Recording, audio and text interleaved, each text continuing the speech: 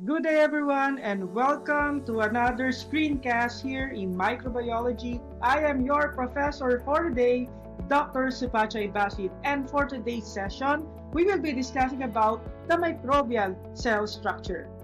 So, in this particular session, we will try to compare the difference between the prokaryotic cells and eukaryotic cells. So, let us discuss first the prokaryotic cells.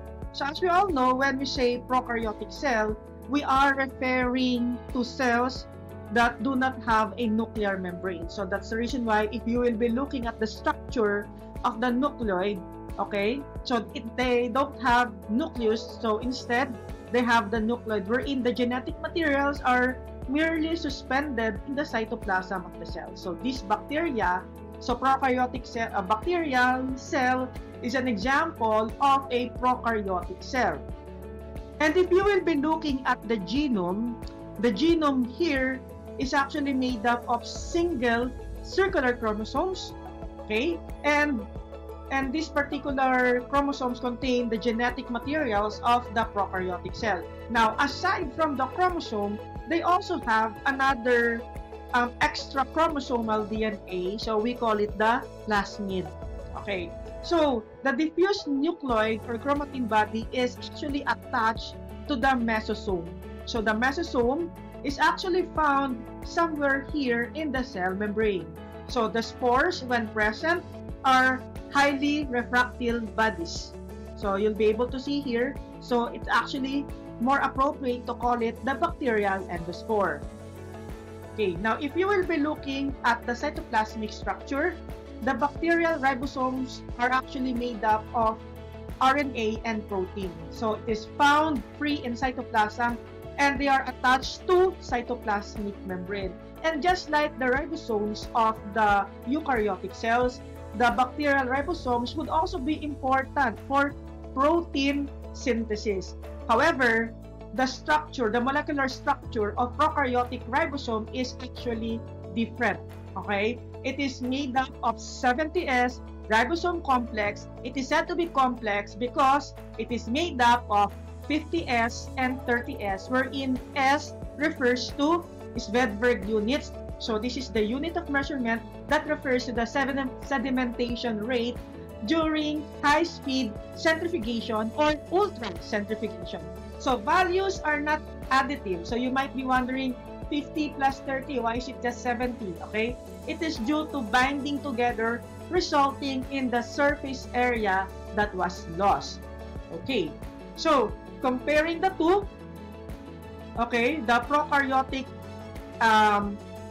ribosome is actually 70S. So it is made up of the 50S and 30S subunit, whereas the eukaryotic cell is the 80S ribosome consisting of 60S and 40S subunit. So why is it important to give emphasis that our ribosomes, we are eukaryotic and our ribosomes are actually different from that of the bacterial cell? Well, primarily because it is important because sometimes we drink antibiotics, and some of the antibiotics that we are drinking, particularly, for example, erythromycin, will actually act, okay, on the ribosomes of the bacteria. Now, since erythromycin will act on the ribosome, it will not affect our cell because our cell is 80S, and antibiotics such as the one that I've mentioned will specifically target 70S ribosomes. Okay, so the cell envelope structure for prokaryotic cell is actually consisting of the membrane and structure surrounding the entire cytoplasm. So in bacteria, plasma membrane is actually important and cell wall is another separate structure. They're actually different when it comes to morphology, anatomic structure, and even functions. So plasma membrane is double lipid bilayer, and it's very important as it is semi-permeable, whereas cell wall will contribute to the shape of the bacteria. So some bacterial species will produce capsules or slime layer. Are they different? Yes. When you say capsule, it is neatly organized when we say slime layer, they are actually disorganized polysaccharide structures. So incidentally, both capsule and slime layers are very important for the prevention of phagocytosis.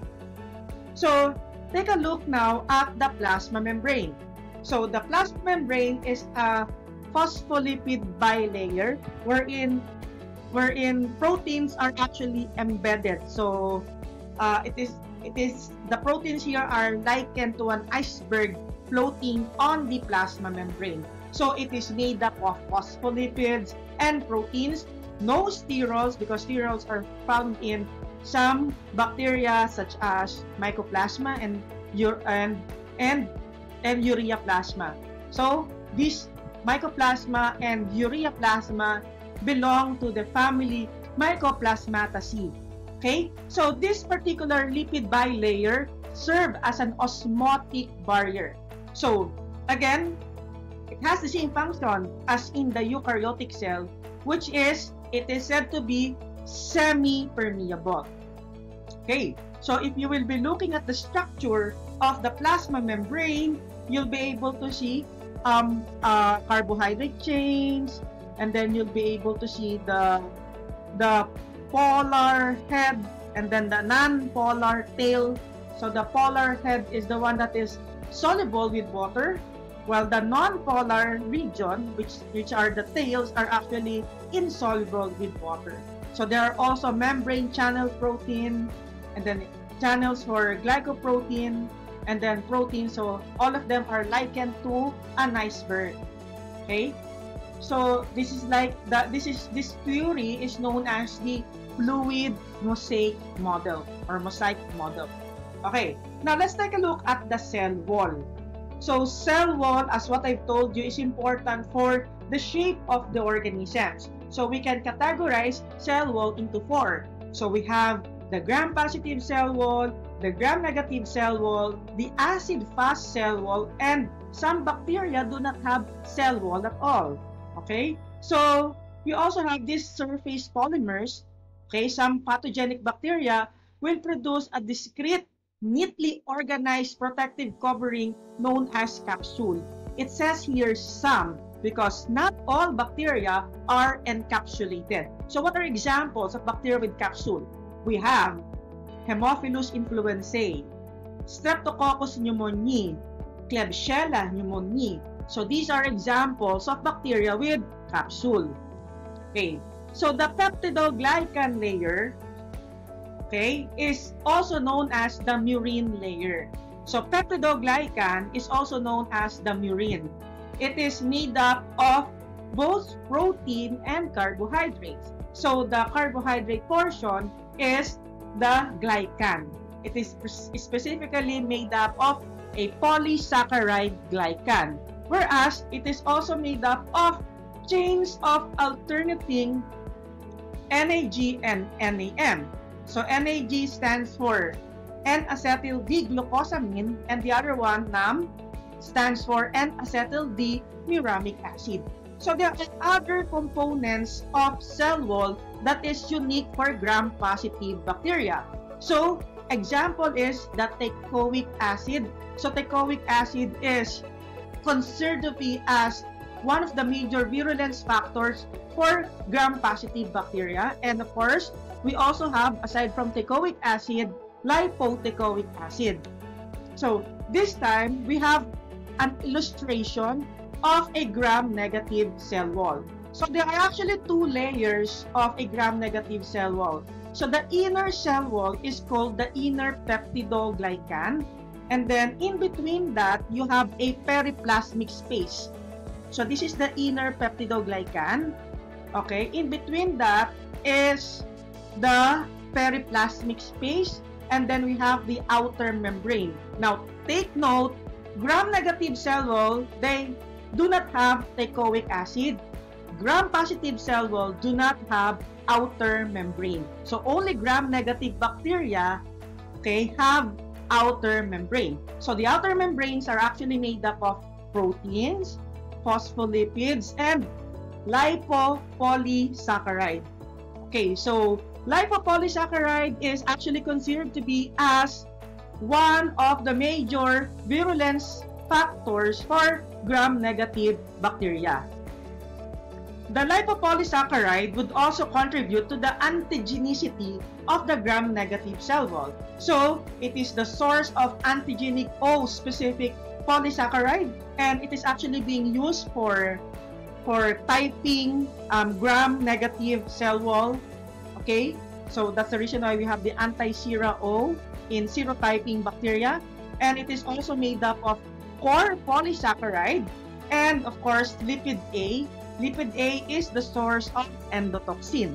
So the outer membrane acts as a barrier to hydrophobic compounds and harmful substances. So as you take note that gram-negative bacteria would have an added protection. Okay? It acts also as a sieve. Okay? It allows water-soluble molecules to enter via the porins. So we have here porins wherein water-soluble would be able to enter the gram-negative cell wall. Okay? And it also enhances attachment to host cells. So here's an example of E. coli, Escherichia coli. And Escherichia coli is an example of a gram-negative cell wall. Okay? So let's talk about acid fast. Okay. The term acid fast is actually, the definition of acid fast is the ability to resist decolorization by an acid alcohol. Because in gram staining, we are using decolorizer.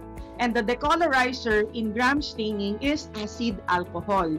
But for acid fast positive bacteria, even if you add decolorizer, the primary stain, which is carbonfuchsin, will not be removed.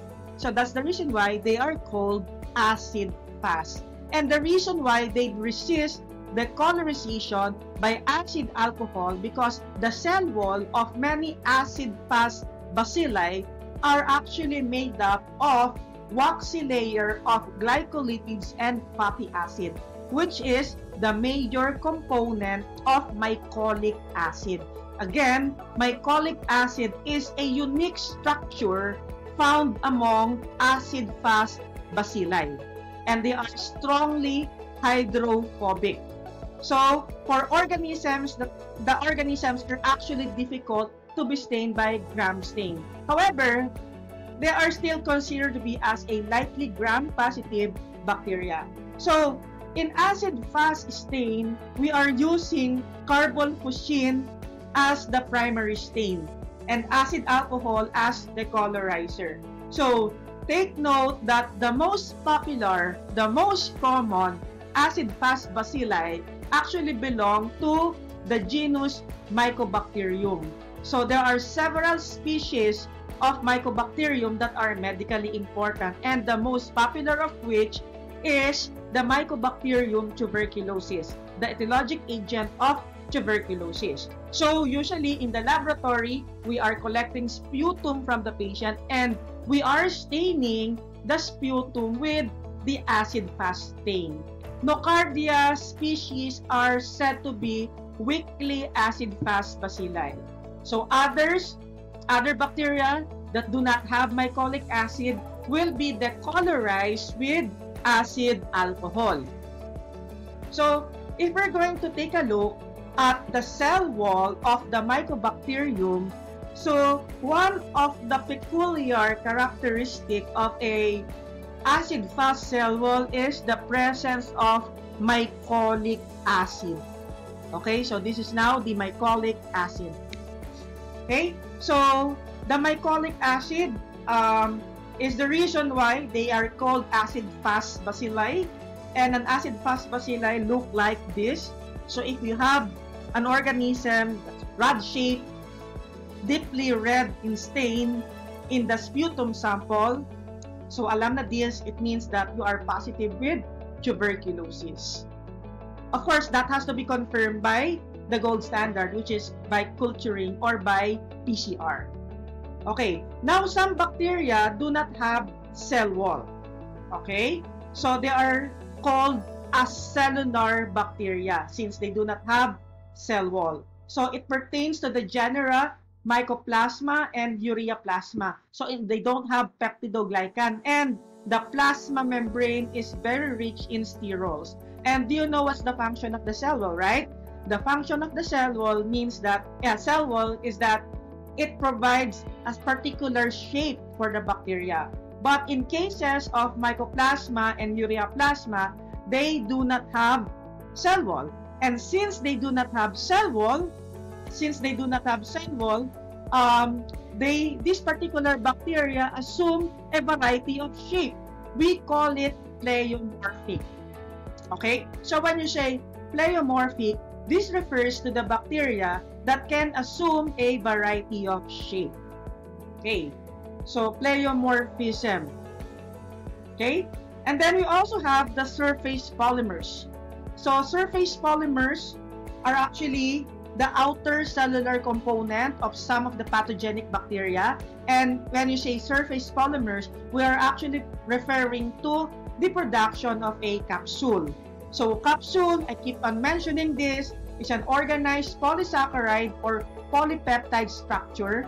And there are two important functions of capsule. One is adherence to the surface, and adherence is important requirement for phagocytosis, to evade phagocytosis. Okay, so they can adhere to the surface, mechanical surface such as catheter, for example, or wound stitches, for example. Okay, so adherence. So in some cases, because of the several layers of capsule, some of them are able to form biofilm. So biofilm is actually made up of layers of microorganisms. And the most important function, not for us, but for them, of capsule is it can prevent phagocytosis. So as you can see, the structure of capsule in capsular stain, they appear like halo. And one of the best technique to stain capsule is to utilize India ink. India ink is an example of a negative stain. So when you say negative stain, you are not staining the organism itself, but you stain the background. So that's why the organism itself appears colorless. Okay, as you can see here, so you have the colorless halo, that is the capsule itself. It becomes visible because in India ink stain, you are staining the background. Okay, now there are several ways also to identify capsule, and one of them is through serologic typing. So sometimes removal of capsule is actually important to detect somatic antigens, and that would be possible by means of boiling. Okay, now let's talk about other structure found at the outer cellular surface. So one of them is flagella. It is made up of external rotating filament. So what are the composition of flagella? So flagella is actually made up of the basal body, okay, that serves as the rotor or the motor. And then the outer appendages are actually made up of a protein known as flagellin. So these are the variations of flagella. Okay, so flagella, single flagella at one pole is called monotrichous. A tuft of flagella at one pole, we call it lophotrichous. A single flagellum at both poles, we call it amphitrichous. Actually, this amphitrichous, you're not able to see, but some of the flagellar portion are inside the bacterial cell. So that's the reason why amphitrichous flagella are also known as the endoflagellum or the eggshell filament. And then, if the flagella cover the entire cellular structure, we call it the peritrichous flagella. And then, we also have the amphilophotrichous flagella, wherein you have a tuft of flagella at both ends. So we also have pili and fimbriae. So what's the difference? Pili is actually non-motile, long filamentous tissue, whereas fimbriae are hair proteins used for adhesion. So here, you'll be able to see the Fimbriae, bristle-like hairbrush bristle-like structure, and they are important for adherence. Okay, so one of the most common example of bacteria that have Fimbriae is Neisseria gonorrhoeae. Okay, so Neisseria gonorrhoeae is the causative agent of gonorrhea. So Neisseria gonorrhoeae have Fimbriae. And you know, during sexual intercourse, some of the Neisseria gonorrhoeae will actually attach to the epithelial lining of the urethra that even you urinate, it's difficult to dislodge them because of the Fimbriae. The Fimbriae is attached to the epithelial lining of the ureterus. Not ureterus, urethra. Of the urethra. Okay? So that's Fimbriae. Now, pilus is much longer than Fimbriae. So pilus is important for bacterial conjugation. So wherein you can transfer the genetic material of one bacterial cell to another bacterial cell. And then this is the flagellum. The flagellum, on the other hand, is important for motility. Okay. So we have already discussed some of the important structure of the prokaryotic cells. Let us now discuss the eukaryotic cells. So there are some eukaryotic microorganisms, but these are not the topic of bacteriology. But as an introduction to microbiology, we will also be discussing some of them. Okay, so eukaryotic microorganisms are the fungi and the parasites. So as you can see here, the cytoplasm, the nucleus of the eukaryotic cell is very much different from that of the prokaryotic cell because the nucleus actually contains nuclear membrane. So the term "eu" refers to true and "karyo" refers to nucleus. So eukaryote means true nucleus. So the DNA is made up of discrete chromosomes, and then there are also histones, the basic proteins surrounding chromosomes, and its function is to have the chromosomes highly organized inside the nucleus, and then the nucleolus is round, refractile body inside the nucleus. Nucleus is the site of rRNA synthesis. The nucleus is also bound by bilayer of protein here. So you have the inner nuclear membrane, and you also have the outer nuclear membrane. So materials will come in and out of the nucleus by means of the nuclear pore. And the eukaryotic ribosomes, where protein synthesis occurs, would have the ATS ribosomal complex, which is collectively made up of 60S plus 40S. So the plasma membrane, cell wall, and motility organelles are also present in the eukaryotic cell. So the plasma membrane for the eukaryotic cell is just like your prokaryotic cell. It is made up of phospholipid bilayer with embedded proteins.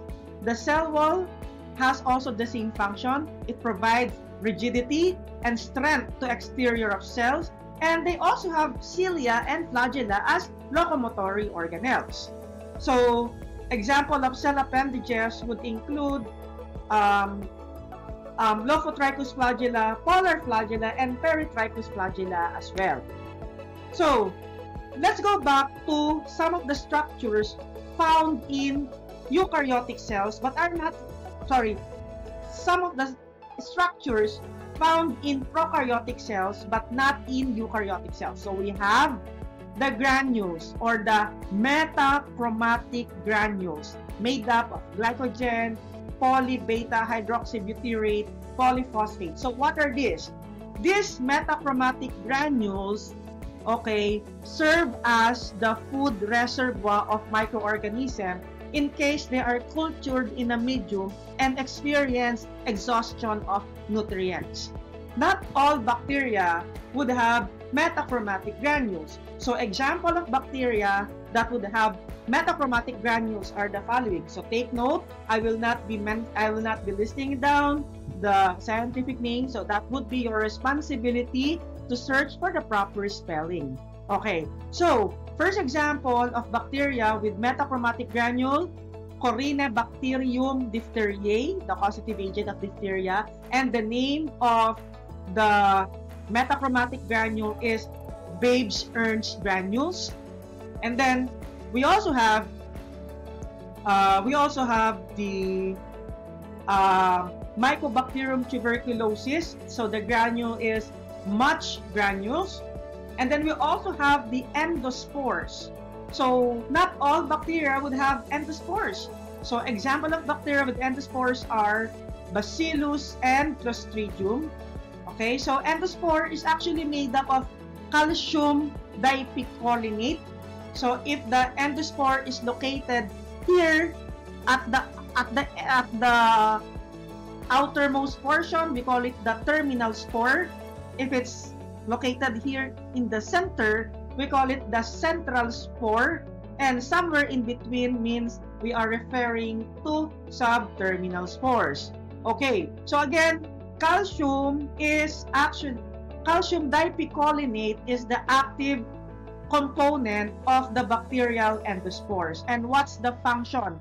It is not involved in reproduction, but instead, the bacterial endospore is necessary for the survival of organism in extreme conditions, such as the presence of chemical agents, temperature change, starvation, dehydration, ultraviolet light, gamma radiation, and desiccation. So there are two processes that is taking place. The first process is sporulation. So when we say sporulation, sporulation refers to spore formation. So whenever there is a spore formation, we call it sporulation. Sporulation is stimulated by extreme condition or adverse conditions such as the ones that I've mentioned a while ago. And then another process is germination. Germination refers to the growing of vegetative cell. So when the vegetative cell grows back, we call it germination. What is a vegetative cell? So if this is the bacterial cell, so this is the spore, then the rest of the part is the vegetative cell. Okay, so I want you to screenshot this particular slide here because this will tell us the basic difference between a prokaryotic cell and eukaryotic cells. And do not forget to read your book. We're still in chapter 1. Okay, so that would be all for this session. Goodbye for now, and wherever you are, stay safe. This has been Dr. Supachay Basit saying, let's all continue to pray because healing is coming. God bless everyone. Stay safe.